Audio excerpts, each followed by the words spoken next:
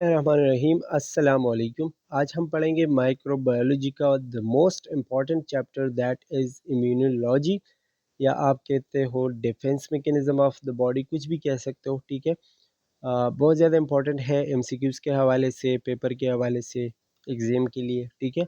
और साथ साथ में इसमें नॉलेज भी बहुत ज़्यादा है। ठीक है, जो कि एक आम स्टूडेंट को, एक आम बंदे को पता होना चाहिए अपने बॉडी के हवाले से, या जो भी डॉक्टर नर्सेज वगैरह होते हैं उनको तो बिल्कुल पता होना चाहिए। ठीक है। तो ये most important chapter for the knowledge and also for the papers. So let's get started. सबसे पहले तो इम्यूनिटी के बारे में समझते हैं, लेकिन इम्यूनिटी के या इम्यून सिस्टम के एनाटॉमी के बारे में उससे पहले पढ़ेंगे। तो immune system comprises cells molecules with specialized role in defending against infection and invasion by other organism. Immune system हमारा क्या है कि हमारे बॉडी का एक ऐसा निज़ाम है जो हमें बीमारियों से बचाता है। बाहर से मुख्तलिफ़ किस्म के माइक्रोब्स आते हैं, बैक्टीरिया, वायरस, फंजाई, वटेवर, बहुत सारी चीज़ें हैं जो कि आते हैं हमारे बॉडी में, मुख्तलिफ़ किस्म के इन्फेक्शंस कराते हैं, ज़ख़म कराते हैं, कोई भी बीमारी कराते हैं। ठीक है। लेकिन हमारी बॉडी की पूरी कोशिश ये होती है कि हमें उन चीज़ों से बचाए रखें, हमारी बॉडी को बीमारी ना लगने दें। ठीक है। ये सारी चीज़ों से हमारी बॉडी के अंदर एक ऐसा निज़ाम है जो हमें इन चीज़ों से बचाती है। ठीक है। That is called immune system. ठीक है। इसमें जो है बहुत सारी चीज़ें आती हैं, जो कि सबसे मेन चीज़ इसमें है वो है बोन मेरो। बोन मेरो से आपकी बहुत सारी चीज़ें बनती है। सबसे मोस्ट इम्पॉर्टेंट जो चीज़ है वो है आपका ब्लड। ठीक है। इंसान के अंदर बॉडी का जितना भी ब्लड है वो बोन मेरो से बनता है। वो आपका रेड ब्लड सेल्स हो, वो आपके वाइट ब्लड सेल्स हो, या फिर आपके प्लेटलेट्स हो, या लिम्फोइड टिश्यूज़ हो, जितनी भी चीज़ें हैं, ठीक है, वो आपके रेड बोन मेरो से बनते हैं। और साथ साथ में बोन मेरो के साथ साथ लिम्फोइड टिश्यूज़ भी इसमें शामिल होते हैं, जिसमें thymus, gland, spleen, lymph node, tonsil वगैरह आपने पढ़े होंगे एनाटॉमी में। तो ये सारी चीज़ें उसमें इन्वॉल्व होते हैं। ठीक है। ये डायग्राम वाइज आपको बताया गया है कि क्या क्या चीज़ें हैं, बोन मेरो क्या है, थाइमस क्या है, उनके लोकेशन और लिम्फ नोड्स। ठीक है, सारी चीज़ें बताई गई है, तो ये आप देख सकते हैं। अच्छा, अब आते हैं इम्यूनिटी पे कि इम्यूनिटी क्या है। तो इसका मतलब है the term immunity has come to mean the protection from disease and more specifically infectious disease. Immunity का मतलब है कि हमें बीमारियों से बचाना या फिर इन्फेक्शंस से बचाना। इन्फेक्शंस क्या है? जब आपके बॉडी के अंदर माइक्रोब्स एंटर हो जाते हैं और वो वहाँ पर अपना फैलाव कर देते हैं। ठीक है, अपना तादाद जो है वो बढ़ा देते हैं। That is called infection. The collective coordinated responses of the cells and molecules of the immune system is called the immune response. अच्छा, उसके बदले में आपके बॉडी में कोई मैक्रोब आया और उसके बदले में आपकी बॉडी जो जो कर रही है, जो आपकी बॉडी का जो फ़ौज है, इसको आप अपना फ़ौज कह सकते हो। ठीक है, कि आपके बॉडी का फ़ौज उस चीज़ को ख़त्म करने के लिए जो रिएक्शन करती है, that is called immune response. ठीक है। अच्छा, responsible for maintaining homeostasis. Homeostasis हमने पहले भी पढ़ा था कि बॉडी का जो अंदर का बैलेंस का निज़ाम है, ठीक है, उसको बरकरार रखती है by recognizing harmful from non harmful organism. और ये पहचानने की कोशिश करते हैं कि कौन सी चीज़ आपके बॉडी के लिए हार्मफुल है, कौन सी चीज़ें हार्मफुल नहीं है। ठीक है, तो हर चीज़ को अलग अलग रिस्पॉन्स देते हैं। इम्यूनिटी इस चीज़ का नाम है। अच्छा, ये हमारे सर्वाइवल के लिए बहुत ज़्यादा ज़रूरी है। इसके ये जो है हमें बैक्टीरिया से, वायरस से, या कोई भी फॉरेन सब्सटेंसेस जो होते हैं, जो हमारे बॉडी के अंदर दाखिल हो सकते हैं, उनसे बचाती है। और ज़रूरी नहीं है कि ये बाहर बाहर से जो चीज़ें आती हैं उनसे ही बचाएँ। कुछ चीज़ें ऐसी होती हैं जो बॉडी में ही एबनॉर्मल हो जाती है। ठीक है? फॉर एग्ज़ाम्पल हमारे बॉडी में आम तौर पर सेल डिवीज़न होती है, लेकिन अगर सेल डिवीज़न एबनॉर्मल हो जाए तो वो कैंसर बन जाती है। तो ऐसी चीज़ों से भी हमें हमारी इम्यून सिस्टम बचाता है। ठीक है? अच्छा, अब इम्यून सिस्टम के अंदर जो मोस्ट इम्पॉर्टेंट चीज़ है वो है ल्यूकोसाइट्स। और ल्यूकोसाइट्स आमतौर पर हम कहते हैं वाइट ब्लड सेल्स को। ठीक है, ये इंपॉर्टेंट पॉइंट है। Leukocyte is the second name of white blood cells, जिसको हम डब्ल्यूबीसीज कहते हैं। ठीक है, इसका भी इम्यूनिटी में बहुत ज़्यादा इम्पॉर्टेंट काम है। और ये लार्जेस्ट ब्लड सेल्स होते हैं जिसको हम वाइट ब्लड सेल कहते हैं। They contain nuclei and some have granules in their cytoplasm. इसके अंदर ग्रेन्यूल्स होते हैं, न्यूक्लियाई वगैरह होते हैं, ठीक है, ल्यूकोसाइट्स के अंदर। लेकिन इसके दो मेन टाइप्स होते हैं ल्यूकोसाइट्स के। पहला टाइप इसका है ग्रेनुलोसाइट्स और दूसरा है ए ग्रेनुलोसाइट।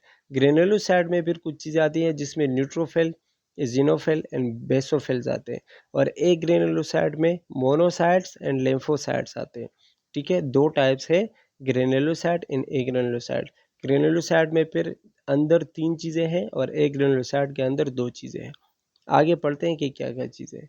ग्रेनुलोसाइट क्या है? इसको हम पॉलीमॉर्फोन्यूक्लियर ल्यूकोसाइट्स भी कहते हैं, पीएमएनएस। ठीक है, ये जब मतलब इंक्रीज़ होते हैं या जो मैच्योर होते हैं तो ये पहले लिम्फोसाइट होते हैं, फिर मोनोसाइट्स बन जाते हैं, फिर इजिनोफिल बन जाते हैं, फिर बेसोफिल बन जाते हैं और इसी तरह जाके न्यूट्रोफिल बन जाते हैं। और ये अलग अलग सेल्स भी होते हैं और हर चीज़ का फिर अलग अलग काम भी होता है। आगे देखेंगे।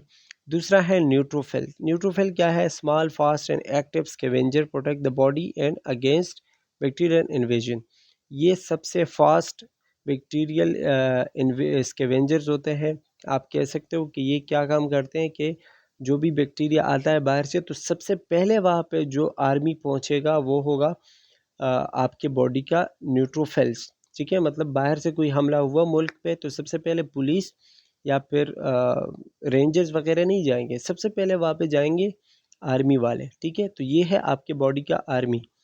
तो इसी तरह पीएमएनएस जो है, न्यूट्रोफिल पीएमएनएस, ये सबसे पहले जाते हैं और जो भी डेड सेल है या जो भी डैमेज जो भी कचरा वगैरह है उसको रिमूव कर देते हैं, ख़त्म कर देते हैं।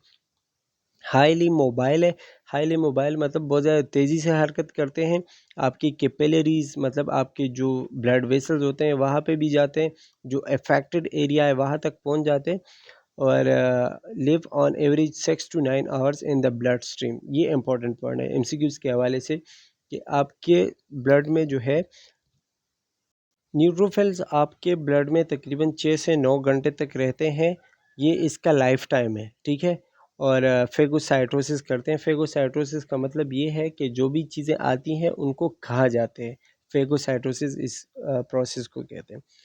नंबर थर्ड पे जो सेल्स है वो है इजिनोफिल। इजिनोफिल का मैं आपको बता दूं कि ये पैरासाइट जो आते हैं, पैरासाइटिक इन्फेक्शन या पैरासाइटिक रिएक्शन जो भी होता है, ठीक है, उसमें ज़्यादातर काम करते हैं। और अक्सर किसी बंदे को एलर्जी होती है ना, तो वो एलर्जी को ख़त्म करने के लिए इजिनोफिल आते हैं और इजिनोफिल अपना काम करते हैं। तो इजिनोफिल जो है ये ज़्यादातर एलर्जिक रिएक्शन में अपना काम करते हैं। या फिर अगर किसी को सांस की बीमारी हो जाती है, अस्थमेटिक एयरवेज जिसको हम कहते हैं, बहुत ज़्यादा किसी को सांस नहीं आ रहा, सांस नहीं ले पा रहा वो, तो वो अ, उस सिचुएशन में ये वाले सेल जो है बॉडी में एक्टिवेट हो जाते हैं। अच्छा, बेसोफिल जो है closely associated with allergic reaction. ये भी एलर्जिक रिएक्शन में ही ज़्यादातर काम करते हैं या फिर इन्फ्लेमेशन में काम करते हैं। और ये हेपरिन जो है, heparin and histamine that increase capillary, ये क्या काम करते हैं कि आपके बॉडी में हेपरिन रिलीज़ करते हैं। एक किस्म का केमिकल है जो कि आपके ब्लड फ्लो को पतला कर देता है, मतलब ब्लड फ्लो ज़्यादा कर देता है। ठीक है, जहाँ पे भी इन्फेक्शन हुआ है वहाँ पे ब्लड फ्लो ज़्यादा हो जाता है बेसोफिल्स की वजह से।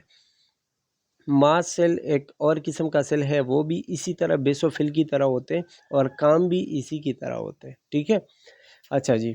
अब दूसरे टाइप के जो सेल्स है वो है ए ग्रेनुलोसाइट। ए ग्रेनुलोसाइट के अंदर मैंने आपको बताया कि मोनोसाइट्स आते हैं, मोनोसाइट एंड लिम्फोसाइट आते हैं।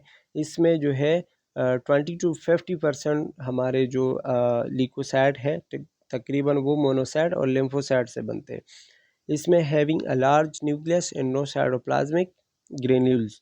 इसमें न्यूक्लियस बड़ा होता है लेकिन साइटोप्लाज्म के अंदर जो चीज़ें होती हैं वो नहीं होती। ठीक है, इसमें क्या है, मोनोसाइट्स आते हैं सबसे पहले, largest of the white blood sales है, एक्टिवली मोबाइल एंड फेकोसाइटिक। वही चीज़ें कि बहुत ज़्यादा तेज़ी से मतलब हरकत करते हैं और चीज़ों को खा जाते हैं।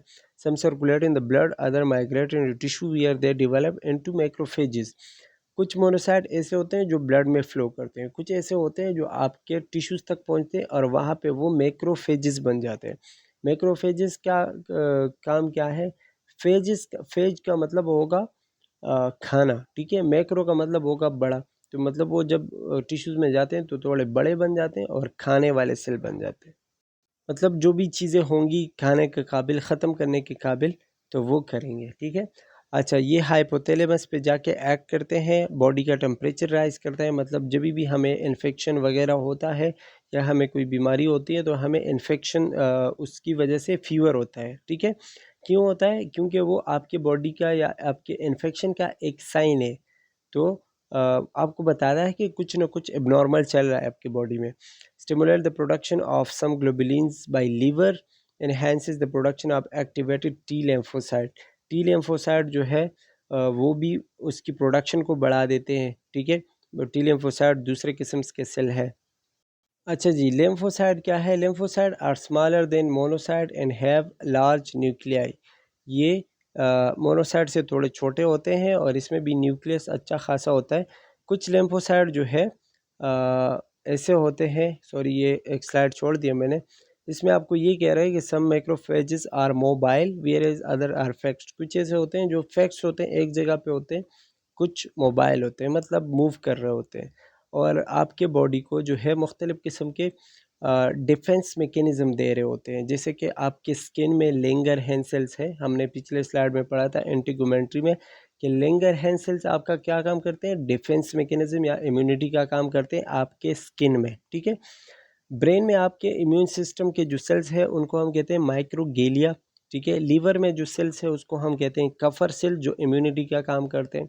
अल्वीलर माइक्रोपेजेस जो है वो आपके लंग्स में होते हैं और ऑस्टियोक्लास्ट जो होते हैं वो आपके बोन में होते हैं। तो ये नाम जो है याद रखने हैं कि immune immune immune cells of the skin कौन से हैं? लैंगरहैंस है। अगर लीवर के बारे में पूछ ले, immune cells of liver is called dish, तो इसमें क्या आएगा? कफर सेल आएगा। अच्छा, ये लिम्फोसाइट जो है आपके बोन मैरो से बनते हैं, जो मैंने पहले बता दिया, आपके ब्लड में जाके सर्कुलेट करते हैं और लिम्फॉइड टिश्यूज़ में जो है ये बहुत ज़्यादा पाए जाते हैं। अच्छा, ये आपको बताया गया है बोन मैरो ऑफ फैटल, फिर इस तरीके से ये मैच्योर होते हैं और थाइमस में आते हैं, फिर जाकर टी सेल्स बन जाते हैं, जो कि हम आगे डिटेल से पढ़ेंगे। अच्छा, जो नेक्स्ट टाइप है इम्यून सिस्टम का या इम्यून सेल्स का, वो है एनके सेल्स। इसको हम कहते हैं नेचुरल किलर सेल्स, ठीक है। इसका क्या काम है? नेचुरल किलर सेल्स ऐसे सेल्स होते हैं जो इज़िनोफिल बेसोफिल की तरह काम नहीं करते, या न्यूट्रोफिल्स की तरह। इसका काम ये है कि बाहर से आने वाले सेल्स को ये कुछ नहीं कहेगा। बाहर से आने वाले जो चीज़ें हैं, जो माइक्रोब्स हैं, वो जब आपके बॉडी में आते हैं और उनकी वजह से आपके बॉडी के जो सेल्स ख़राब हो जाते हैं, तो उन ख़राब सेल्स का एक कचरा बन जाता है। अब ये कचरा किसी ने तो रिमूव करना है ना, तो जो रिमूव करने वाले सेल्स हैं, अपने बॉडी के अपने ख़राब सेल्स को रिमूव करने वाले जो पुलिस है या जो भी है, ठीक है, जो सेल्स है, उनको हम कहते हैं नेचुरल किलर सेल्स। एक बार फिर मैं आपको दोहरा दूं कि ये बाहर से कोई आने वाला कोई भी चीज़ नहीं खाएगा, बल्कि बॉडी के अंदर अपने जो सेल्स ख़राब हो चुके हैं उनको ख़त्म करेगा। ये ये काम किस तरीके से करता है कि ये एक केमिकल रिलीज़ करता है जिसको हम कहते हैं परफोरिन्स, ठीक है। परफोरिन्स रिलीज़ करते हैं, ठीक है। और वो जाके सेल का जो सेल मेम्ब्रेन है उसको ख़राब कर देते हैं या उसमें सुराख बनाते हैं। तो जब उसमें होल्स बन जाते हैं तो पानी आ जाता है उस सेल के अंदर। तो जब पानी आ जाता है तो वो सेल स्वेल हो जाता है और जब उसमें पानी बहुत ज़्यादा जमा हो जाता है तो वो बर्स्ट हो जाता है। इसी तरीके से नेचुरल किलर सेल्स काम करते हैं और बॉडी के अंदर अपने ख़राब सेल्स को रिमूव कर देते हैं। ये आप देख सकते हैं कि सेल के अंदर परफोरिन उन्होंने रिलीज़ कर दिया है और अब ये वाला होल और एक ये वाला होल आपको सेल मेम्ब्रेन पे नज़र आ रहा होगा, इसमें होल किए हुए हैं और इसी तरह पानी बाहर आ रहा है और अंदर जा रहा है, ठीक है। तो इसी तरह सेल बर्स्ट होगा। अच्छा जी, आगे चलते हैं। Complement system is the major humoral non specific defence mechanism. Complement system जो है ये भी हमारे बॉडी का नॉन स्पेसिफिक डिफेंस मैकेनिज्म है। नॉन स्पेसिफिक मतलब कि अभी हम पढ़ेंगे आगे जाके स्पेसिफिक और नॉन स्पेसिफिक। स्पेसिफिक वो होता है जो हर चीज़ को अलग अलग रिस्पॉन्स देता है, ठीक है। मतलब अगर बाहर से बैक्टीरिया आया तो उसके लिए उसके पास अलग इलाज है, अगर वायरस आया तो उसके लिए अलग इलाज है, अगर पैरासाइट आया तो उसके लिए अलग इलाज है, ठीक है। नॉन स्पेसिफिक में ये नहीं होता। नॉन स्पेसिफिक में हर एक को सेम तरीके से ट्रीट करते हैं, सेम तरीके से ख़त्म करने की कोशिश करते हैं। तो कम्प्लीमेंट सिस्टम जो है ये हमारा नॉन स्पेसिफिक डिफेंस मैकेनिज्म है। इसमें approximately 20 different proteins that circulate freely in the blood plasma. कुछ 20 टाइप्स ऑफ प्रोटीन्स होते हैं जो हमारे ब्लड में घूम रहे होते हैं, aggregate to form a membrane attack complex, और ये एक कम्प्लेक्स बनाते हैं, एक चीज़ बनाते हैं जिसको हम मेम्ब्रेन अटैक कम्प्लेक्स बना कहते हैं। और ये भी नेचुरल किलर सेल जो है उसकी तरह काम करते हैं कि जाके सेल मेम्ब्रेन में पोर बनाते हैं, एक सुराख बनाते हैं, और उसकी तरह उस सुराख के ज़रिए जो है वहाँ पे पानी भरना शुरू हो जाता है और सेल जो है वो बर्स्ट होता है। अच्छा जी, अब जो नेक्स्ट है हमारे पास वो है dendritic sales.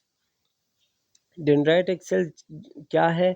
Are antigen presenting cells. इस पे एंटीजेंस होते हैं। एंटीजेंस क्या है कि हमारे डिफेंस मैकेनिज्म का एक हिस्सा है, ठीक है, जो बाहर से जो भी चीज़ें आती है जो कि हमारे बॉडी के लिए ख़तरनाक है, उसको हम एंटीजन कहते हैं। Their main function is to process antigen material and present it on the cell surface to the T cells of the immune system. They act as messenger between the innate and the adaptive immune system. ये क्या करते हैं कि antigen को present करते हैं अपने cell के ऊपर, और इसी तरह टी सेल्स को एक्टिवेट करते हैं। ये जाके इनेट हमारी जो पैदाइशी इम्यूनिटी है और जो हमें पैदाइश के बाद एडॉप्टिव इम्यूनिटी जिसको हम कहते हैं, ठीक है, उन दोनों को एक्टिवेट करते हैं, ठीक है। Dendritic cells are present in those tissues that are in contact with the external environment. Dendritic sales कहाँ पे ज़्यादातर पाए जाते हैं? उन जगहों पे हमारे बॉडी में पाए जाते हैं जो एक्सटर्नल एनवायरनमेंट से ज़्यादा कांटेक्ट में हो, जैसे कि हमारी स्किन, हमारे नोज़, लंग्स, स्टमक, इंटेस्टाइन, ठीक है, ये हमारे एनवायरनमेंट से ज़्यादा जो है वो कांटेक्ट में आते हैं, तो इसलिए इन जगहों पे डेंड्राइटिक सेल्स ज़्यादा पाए जाते हैं। Once they activated they migrate to the lymph nodes. जब वो एक्टिवेट हो जाते हैं तो lymph नोड में चले जाते हैं, जहाँ पर वो टी सेल्स और बी सेल्स के साथ मिलके अपना एक शेप बनाते हैं और इम्यून रिस्पॉन्स जो है वो क्रिएट करते हैं।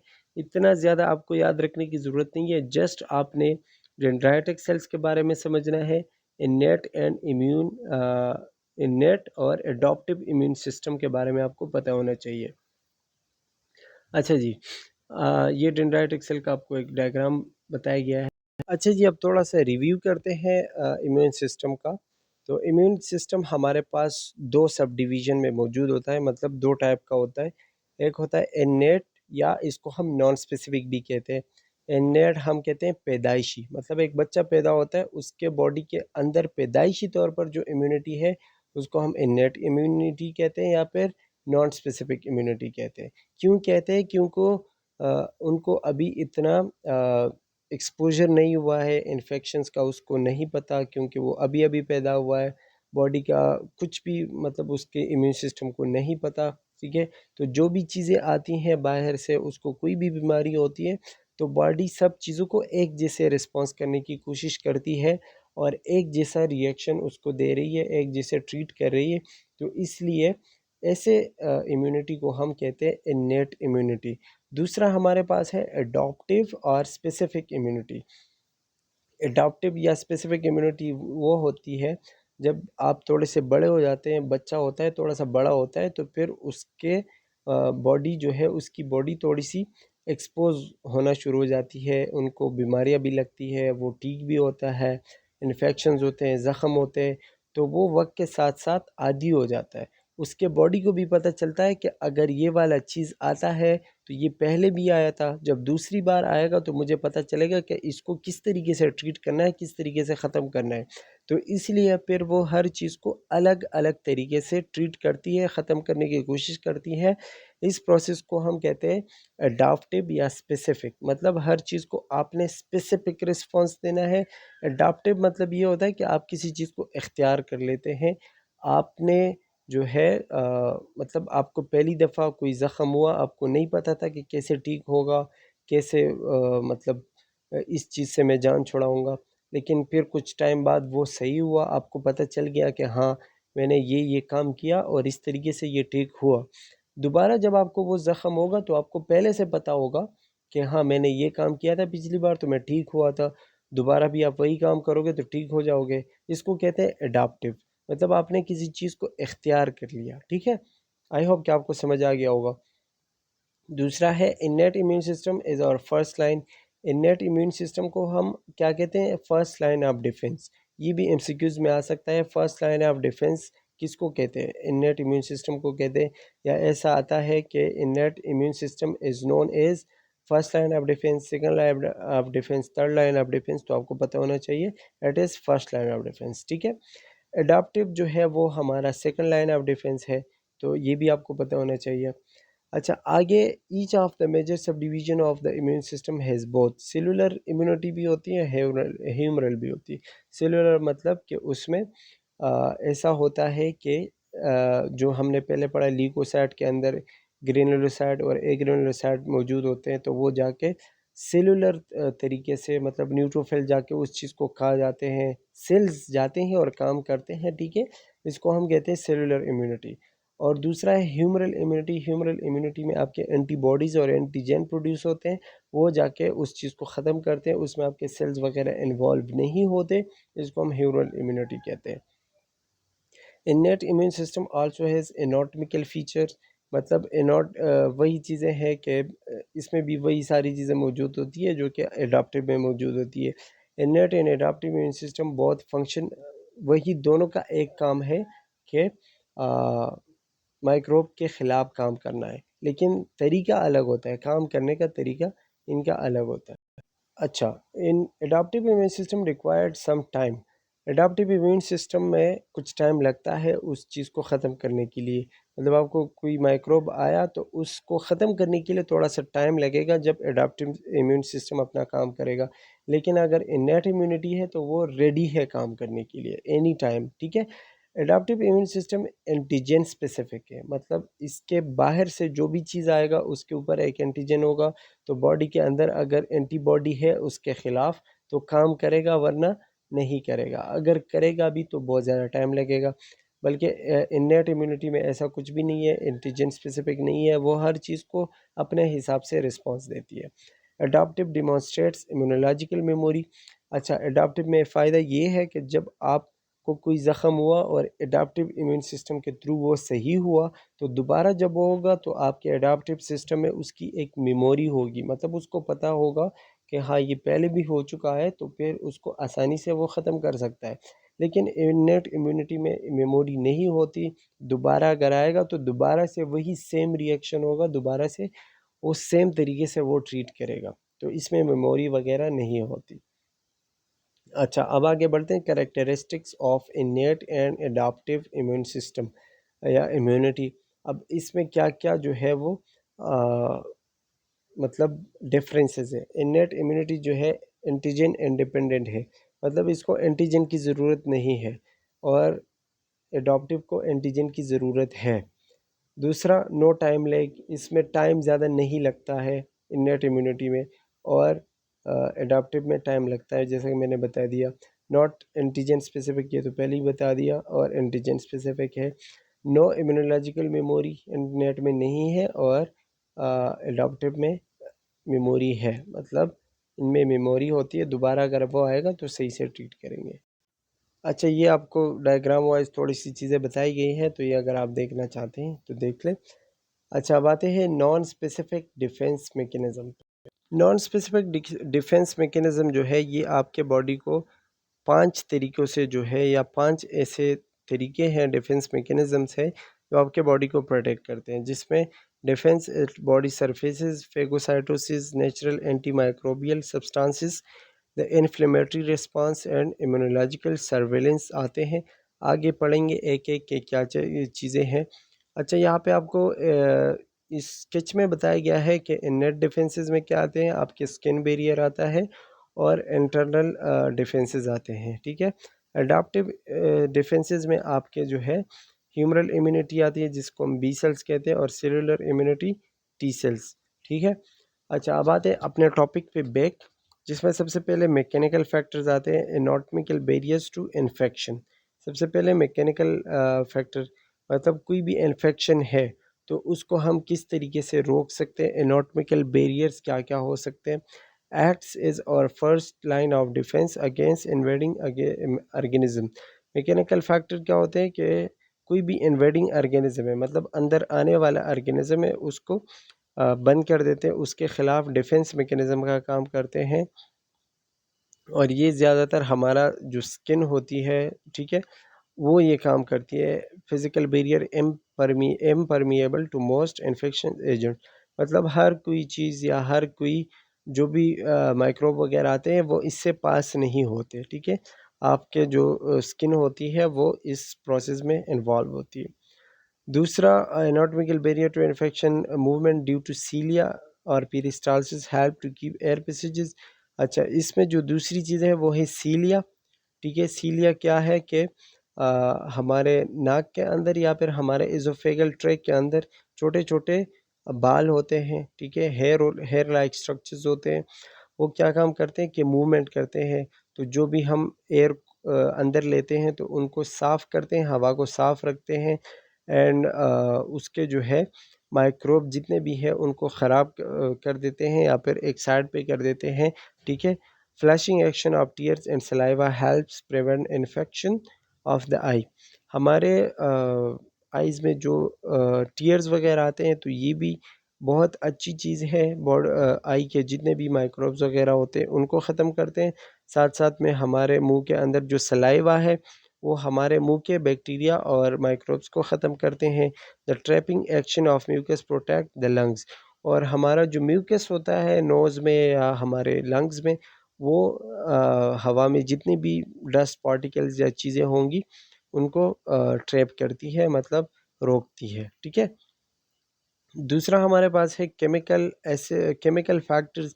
केमिकल फैक्टर्स में क्या आते हैं, फैटी एसिड। फैटी एसिड क्या काम करते हैं, sweat inhibit the growth of bacteria, मतलब स्वेट रिलीज़ करते हैं। तो स्वेट से क्या होता है, जो पसीना होता है वो बैक्टीरिया की ग्रोथ को ख़त्म कर देती है, इनहिबिट करती है। दूसरा जो है हमारे सलाइवा में और हमारे टीयर्स में लाइसोसोम्स पाए जाते हैं, ठीक है, जो कि क्या काम करते हैं, बैक्टीरियल मेम्ब्रेन्स को ख़त्म कर देते हैं, मतलब वो बैक्टीरिया को ख़त्म कर देते हैं।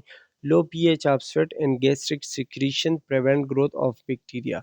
हमारे पीएच जो पीएच होता है स्वेट का या फिर गैस्ट्रिक सिक्रीशंस का, हमारे मैदे में जो भी चीज़ें सिक्रीट होती है, ठीक है, उनका अगर पीएच लो है तो वो भी बैक्टीरिया को ख़त्म कर देते हैं। अच्छा जी, अब बायोलॉजिकल फैक्टर आते हैं। The normal flora of the skin and the GIT can prevent the colonisation of pathogenic bacteria. Normal flora क्या होता है, देखो कुछ बैक्टीरिया ऐसे होते हैं जो हमारे बॉडी के लिए ख़तरनाक होते हैं, जो बाहर से आते हैं। कुछ ऐसे होते हैं जो हमारे बॉडी के अंदर पाए जाते हैं और हमारे बॉडी के लिए अच्छे होते हैं, फ़ायदेमंद होते हैं। तो जो फ़ायदेमंद बैक्टीरिया होते हैं उसको हम कहते हैं नॉर्मल फ्लोरा, ठीक है। तो उनका काम ये होता है कि बाहर जो भी पैथोजन वगैरह आएँगे, ठीक है, उनको प्रिवेंट करेंगे, उनकी कॉलोनीज़ नहीं बनाने देंगे, ठीक है। ये होता है बायोलॉजिकल फैक्टर्स। अच्छा जी, अब है second line defence. Second line of defence में क्या होता है, जैसे कि मैंने पहले बता दिया था, फर्स्ट लाइन ऑफ डिफेंस हमारा है इनेट इम्यून सिस्टम, दूसरा होता है एडाप्टिव इम्यून सिस्टम, जिसको हम सेकंड लाइन ऑफ डिफेंस कहते हैं। अगर आपके बॉडी का जो फर्स्ट लाइन ऑफ डिफेंस है वो कमज़ोर पड़ गया और उससे कोई भी बीमारी या कोई भी माइक्रो ऑर्गेनिज्म निकल के सेकंड लाइन ऑफ डिफेंस तक पहुंच गया, तो अब क्या होगा। अब ये होगा कि आपका second line of defence activate हो जाएगा। इसमें सबसे पहले कुछ चीज़ें होती हैं, कुछ साइन एंड सिम्पटम्स होती हैं, जो वो स्टार्ट होना शुरू हो जाएंगे। तो आपको पता चलेगा कि अब बात सेकंड लाइन ऑफ डिफेंस तक पहुंच चुकी है, जिसमें सबसे पहले आपको होगा फीवर, ठीक है, आपको बुखार होगा। बुखार किस वजह से होते हैं, इंटरल्यूकिन 1 की वजह से, IL-1। ये मोस्ट इम्पॉर्टेंट पॉइंट है MCQs के हवाले से। Fever is caused by what, आपको आगे देश दिया होगा। तो इंटरल्यूकिन 1 की वजह से क्या होता है, फीवर होता है। IL-1 जो लिखा हुआ है इसका मतलब है इंटरल्यूकिन, ये एक किस्म के केमिकल है, ठीक है। तो जब आपका फ़ीवर हाई हो जाता है तो इससे क्या होता है कि आपके बॉडी का टेम्परेचर इंक्रीज़ हो जाता है। टेम्परेचर इंक्रीज़ करने से ये होता है कि जो भी बाहर से माइक्रोब आया है वो हीट की वजह से उसकी जो ग्रोथ है वो बंद हो जाती है, इनहिबिट हो जाती है। और वो ख़त्म हो जाता है, ठीक है। मतलब बॉडी के अंदर माहौल गर्म हो जाता है क्योंकि फ़ीवर है बॉडी को, तो जब वो आएगा हीट होगी, हीट की वजह से वो ख़त्म हो जाएगा।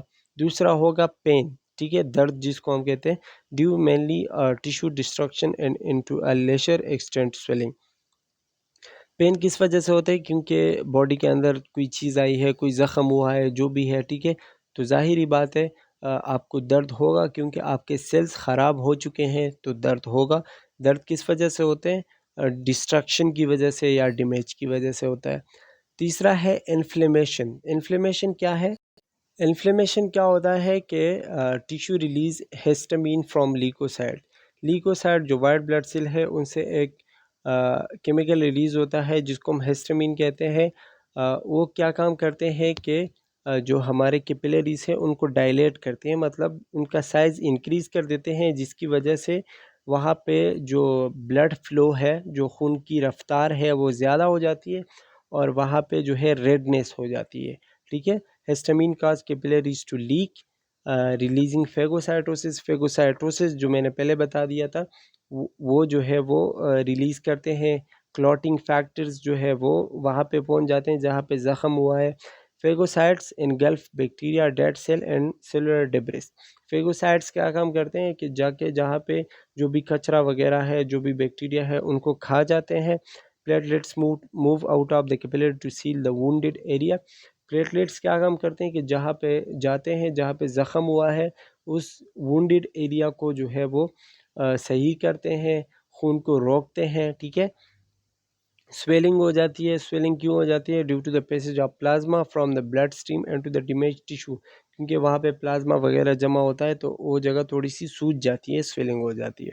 अच्छा, इन्फ्लेमेटरी रिस्पांस क्या होता है? Prevent spread of harmful agent two adjacent tissues.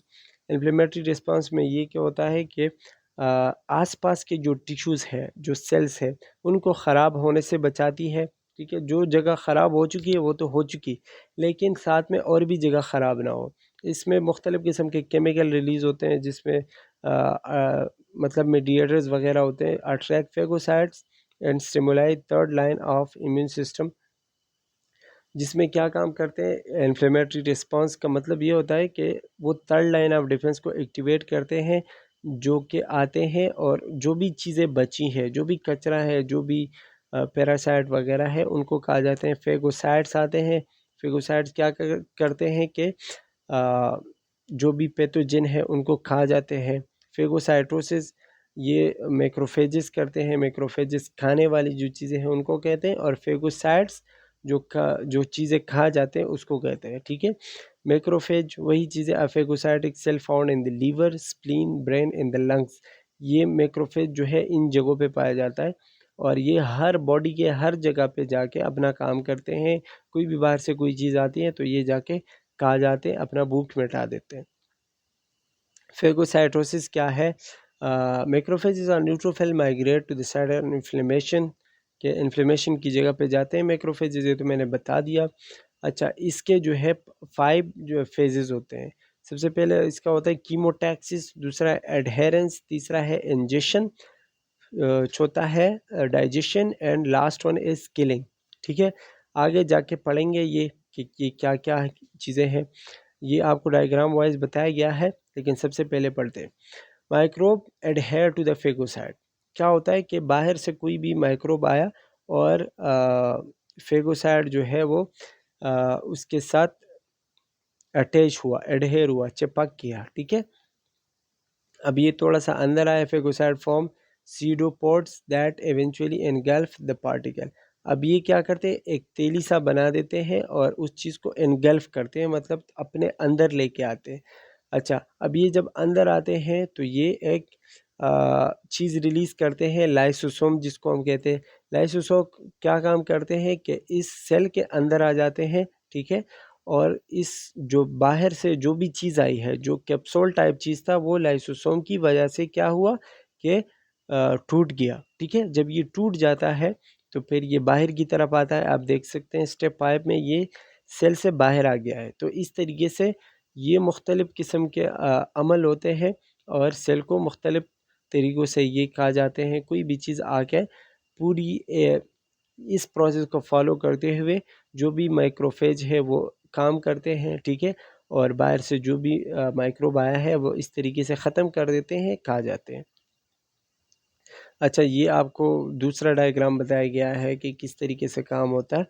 अच्छा, अब आगे जाते हैं और पढ़ते हैं एंटीजन और एंटीबॉडी के बारे में। अच्छा जी, एंटीजन क्या है? एंटीजन और इम्यूनोजिन, इसको इम्यूनोजिन भी कहते हैं, और substance foreign to the host that can stimulate an immune response. Antigen या इम्यूनोजिन वो चीज़ है जो बाहर से आती है हमारे बॉडी में, और हमारे बॉडी का डिफेंस मैकेनिज़्म या इम्यून सिस्टम जो है वो एक्टिवेट करती है, ठीक है। इस चीज़ को हम क्या कहते हैं? एंटीजन। आप हमेशा ये याद रखें कि एंटीजन बाहर से आने वाली चीज़ है या एक ख़तरनाक चीज़ है, ठीक है। These foreign molecule are recognized by receptor और immune cells called protein antibodies. अब ये जब आता है तो हमारे बॉडी को कैसे पता चलता है? हमारी बॉडी के अंदर एक प्रोटीन्स होते हैं जिसको हम एंटीबॉडीज़ कहते हैं, और हर एंटीजन का अलग-अलग एंटीबॉडी होती है।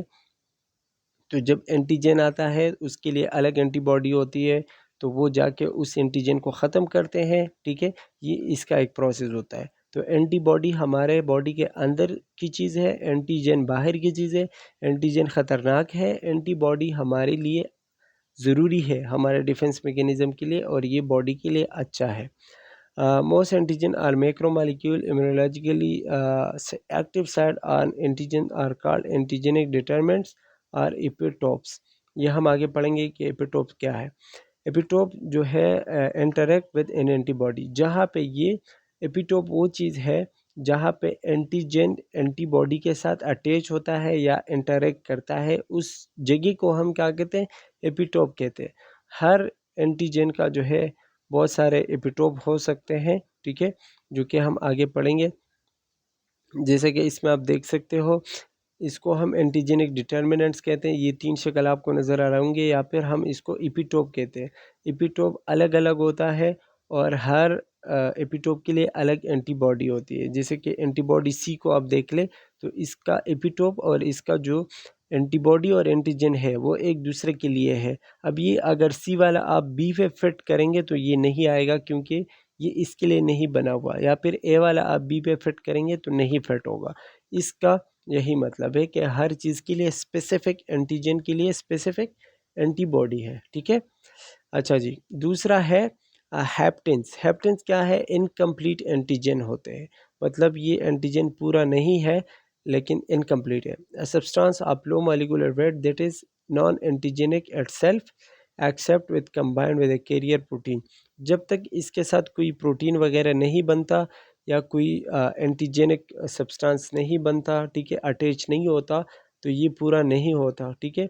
जैसे कि पेनिसिलिन ड्रग होते हैं, मतलब आपने एंटीजन की तरह कोई चीज़ बना ली लेकिन पूरी एंटीजन नहीं है, और आप जाके बॉडी में अ, देते हो, इनहेल करते हो, ठीक है, तो क्या होता है कि आपके बॉडी का डिफेंस मैकेनिज्म एक्टिवेट हो जाता है। इसको हम हैप्टेंस कहते हैं। अच्छा जी, आगे चलते हैं। How do B cells produce antibodies? B cells से एंटीबॉडीज़ कैसे बनते हैं? एंटीबॉडीज़ का मैंने आपको पहले ही बता दिया। एंटीबॉडीज़ हमारे डिफेंस मैकेनिज्म में काम करते हैं, तो ये बनते कैसे हैं बी सेल से? ये क्या काम करते हैं कि जो एडल्ट्स होते हैं उनमें बोन मैरो से बनते हैं बी सेल्स, ठीक है, और जो फीटसेस होते हैं, मतलब जो बच्चे अभी पैदा नहीं हुए, जो माँ के पेट में है, उनमें लीवर से बनते हैं, क्योंकि उनके बोन्स अच्छी तरीके से डेवलप नहीं होते। After maturation B cells migrate to lymphoid organs. Lymphoid organ में चले जाते हैं मैच्योरेशन के बाद, जो कि लिम्फ नोड है या फिर स्प्लीन है। अच्छा, क्लोनल सिलेक्शन क्या है? When a B cell encounter an antigen it recognises. अच्छा, बाहर से अगर कोई एंटीजन आता है और बी सेल को पता चल जाता है, तो ये डिवाइड होना शुरू हो जाता है बी सेल्स, ठीक है, जिसको हम प्लाज्मा सेल्स कहते हैं, मतलब अपने क्लोन्स बनाते हैं, और ये जाके एंटीबॉडीज़ को सिक्रीट करते हैं, ठीक है। अब एंटीबॉडीज़ को पता है कि मैंने एंटीजन के साथ क्या करना है, अगर वो उसके साथ अटैच होता है तो इस तरीके से वो ख़त्म कर देते हैं। अच्छा जी, इस डायग्राम में आपको वही सारा प्रोसेस बताया गया है कि कैसे-कैसे ये मुख्तलिफ़ किस्म की चीज़ें रिलीज़ करते हैं और ख़त्म करते हैं। मेमोरी बी सेल जो है क्या काम करते हैं, और आपको बताया गया है सारा। ख़ैर आगे चलते हैं। Five main classes of immunoglobulins, ये बहुत ज़्यादा इंपॉर्टेंट है। आईजी जिसको हम कहते हैं इम्यूनोग्लोबुलिन, और ये इससे एमसीक्यूज़ में भी अच्छे खासे एमसीक्यूज़ आते हैं। तो आईजीए जो है हमारे पास फर्स्ट लाइन ऑफ डिफेंस है, फर्स्ट लाइन ऑफ डिफेंस नहीं sorry, first class of immunoglobulin है। ठीक है, ये मौजूद होता है हमारे सीरम में 5 to 10% ऑफ एंटीबॉडी। ठीक है, most common in fluid like saliva में मौजूद होते हैं, टीयर्स में मौजूद होते हैं, या ब्रेस्ट मिल्क में मौजूद होते हैं। और ये हमारे ज़्यादातर रिस्पायरेटरी सिस्टम और जो हमारा गेस्ट्रोइंटेस्टाइनल या गट है, ठीक है, वहाँ पे माइक्रोब्स को अटैच करने से रोकती है। तो आईजीए का काम ये है। आईजीडी क्या है? 0.2% पाया जाता है on the surface of B cells, B cells के ऊपर पाया जाता है। ठीक है, आईजीडी याद रखने वाली चीज़ें हैं ये। And acts as antigen receptor, no known function in serum, antigen receptor की तरह काम करते हैं। It is protein that is present in normal human serum in very small amount, बहुत ज़्यादा कम मकदार में पाया जाता है, 0.2 बहुत ज़्यादा कम है। इसका कोई ख़ास फंक्शन अभी तक नहीं पता हमें, लेकिन इतना पता है कि ये एंटीजन रिसेप्टर है, मतलब एंटीजन के ऊपर पाया जाता है। हमें पता चलता है कि हाँ एंटीजन है ये। ठीक है, दूसरा है, तीसरा है sorry IgG, 80% of all serum antibody. ये इंपॉर्टेंट है कि सबसे ज़्यादा जो इम्यूनोग्लोबिन है वो कौन सी है? That is IgG. ठीक है, 80% पाया जाता है cross blood vessels and inter tissue fluid. अच्छा, ये क्या होता है कि ब्लड वेसल के थ्रू ट्रांसफ़र होता है, और इसके अलावा cross placenta to protect foetus, और ये प्लेसेंटा के थ्रू भी आता है, मतलब माँ से बच्चे में भी ट्रांसफ़र होता है। और ये हम कहते हैं कि एक इम्यूनिटी देता है बच्चे को, या हम कहते हैं कि इन्नेट इम्यूनिटी जो है वो आईजीजी से डेवलप होती है। ये भी हमें बैक्टीरिया वगैरह से बचाता है, और न्यूट्रलाइज टॉक्सिन जो भी चीज़ें हैं उनसे बचाता है। Each molecule of IgG has 2 antigen welding sites, और आईजीजी के जितने भी मॉलिक्यूल होंगे उनमें एंटीजन के 2 साइट्स होंगे, मतलब हर मॉलिक्यूल को 2 एंटीजन जो है वो बाइंड हो सकते हैं। आईजीई क्या है? ये मौजूद होते हैं 0.002% एंटीबॉडी, ठीक है, that bind to mast cell and basophil. ये हमारे एलर्जिक रिएक्शन में काम करते हैं, मास्ट सेल और बेसोफिल के साथ मिलके। इंक्रीजेज ड्यूरिंग पैरासाइट और एलर्जी, पैरासाइट की वजह से हमें एलर्जी होती है, तो वही बात है कि it is produce by the cell of the liver, liver में प्रोड्यूस होता है, या रिस्पायरेटरी और इंटेस्टाइनल ट्रैक्ट के जो सेल्स होते हैं वहाँ से ये प्रोड्यूस होता है। आईजीएम जो है ये 5 to 10% ऑफ सीरम एंटीबॉडी में पाया जाता है। और इसमें क्या होता है कि फर्स्ट सबसे पहले जो आपको एक्सपोजर होता है किसी भी माइक्रोब से या किसी भी बैक्टीरिया से, तो सबसे पहले जहाँ पे पहुँच जाता है वो है आईजीएम। तो दो चीज़ें इसमें आ गई। आईजीएम क्या है? सबसे पहले जहाँ पे पहुँचेगा इन्फेक्शन साइट पे वो होगा आईजीएम, और जो सबसे ज़्यादा है बॉडी में वो कौन सा है? आईजीजी। दो एमसीक्यूज तो ये हो गए। ठीक है, इसके अंदर जो है लार्जर देन आईजीजी, ये आईजीजी से भी बड़ा होता है, 10 एंटीजन बाइंडिंग साइट्स होते हैं, मतलब इसके साथ 10 एंटीजन जो है वो बाइंड हो सकते हैं, अटैच हो सकते हैं। तो ये चीज़ याद रखने वाली है। अच्छा जी, इसके अलावा है third line of defence. Third line of defence में आपके वही ह्यूमरल सेल और सेल मेडिएटेड इम्यून रिस्पॉन्सेज जो है वो शामिल है। इसमें एंटीजन और एंटीबॉडीज़ वगैरह होते हैं। ये लॉन्ग टर्म इम्यूनिटी है, और इसमें मेमोरी वगैरह होती है, मतलब मेमोरी जो मैंने पहले बात की थी वो इस थर्ड लाइन ऑफ डिफेंस में मौजूद होती है। अच्छा, इसके अलावा जो है ये बहुत ज़्यादा रैपिड और स्ट्रॉन्गर इम्यूनिटी है। तो थर्ड लाइन ऑफ डिफेंस के बारे में आपने ये चीज़ें याद रखनी है। इम्यूनिटी जो है वो भी आपको यहाँ पे पूरा बताया गया है कि क्या क्या चीज़ें हैं इम्यूनिटी। एक तो इन्नेट है, मतलब पैदाइशी तौर पर। दूसरा है एक्वायर्ड, वक्त के साथ साथ आपको जो है आपकी बॉडी उस चीज़ से आशना होती गई, एक्वायर्ड की आपने चीज़ें। एक्वायर्ड की भी फिर दो टाइप्स होते हैं, एक होता है एक्टिव, जो बॉडी अपने एंटीबॉडीज़ बनाती है, ठीक है, उसको हम कहते हैं एक्टिव इम्यूनिटी। और दूसरा है पैसिव इम्यूनिटी। पैसिव इम्यूनिटी वो होती है जो आप बाहर से वैक्सीन लेते हैं, कोई भी रेडीमेड वो आप लेते हैं एंटीबॉडीज़, ठीक है, डिफेंस मैकेनिज़्म, जैसे हम दवाई लेते हैं, ठीक है, वैक्सीन वगैरह लगवाते हैं, तो उससे हमारी पैसिव इम्यूनिटी बन जाती है, जो हम बाहर से लेते हैं रेडीमेड।